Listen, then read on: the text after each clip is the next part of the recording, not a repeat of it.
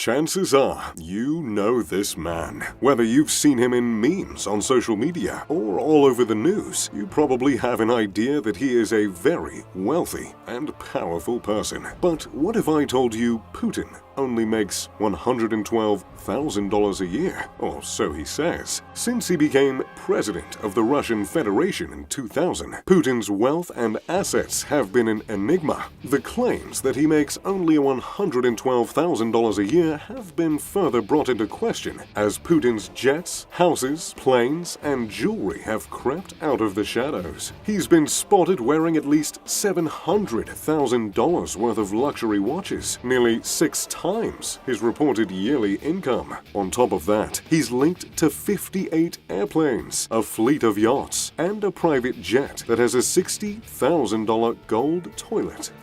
Now, I'm not going to sit here and say I would hate having a solid gold toilet, but putting one on my private jet certainly isn't a necessity. 5 of his 58 planes are rumored to be fitted out with $11 million cabins, with enough room for 186 passengers. One of his 4 yachts, called the Graceful, reportedly cost $1.2 billion. Of course, there are plenty of costs on top of owning extravagant planes and yachts, but the biggest mystery of all, and what many consider to be the key to unlocking the truth about Putin's wealth, is a $1 billion mansion that was built in secret off the coast of a resort town in the Black Sea. The $1 billion mansion is one of the most expensive homes ever built, and many speculate that it was built with improperly diverted government funds. Naturally, Putin denies any connection to the mansion, but he's also denied a connection to 8 other homes he is now known to own. Before we take a look at this star of the show, his $1 billion home, let's take a look at the homes that he is confirmed to own. There's a Putin version of the White House called Novo Argarevo. Presidents can opt to stay at the Kremlin, where most government business is done, but Putin instead opted to redesign Novo Argarevo, which was built in the 19th century. The estate is opulent, with a pool table,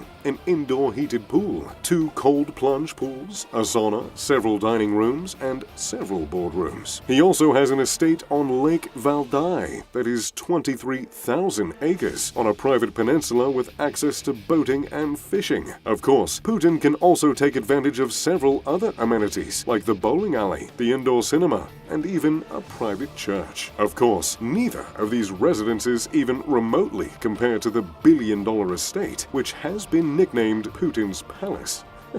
Has a nice ring to it, don't you think? I tried calling my home the Mr. Luxury Man Cave, but it never quite caught on. Putin's palace is tucked into 40 acres of forested mountainside on the edge of the Black Sea. The home is indeed a palace. It was built to resemble the vacation mansions of 18th century Russian Tsars, with massive columns, stone archways, and regal courtyards. The home is at least 3 stories, with an opulent staircase that leads up to the large patio and entryway flanked by massive Roman-style columns. The entire home is surrounded by wrought iron fence adorned with solid gold accents and topped with a large gold imperial eagle. I don't know about you, but a fence with solid gold eagles sounds a bit flashy to me, even for a world leader. In the center of the home, there is a stunning formal garden, which you can look at from the 79 windows that surround the courtyard. The garden is full of perfectly landscaped hedges, a large fountain,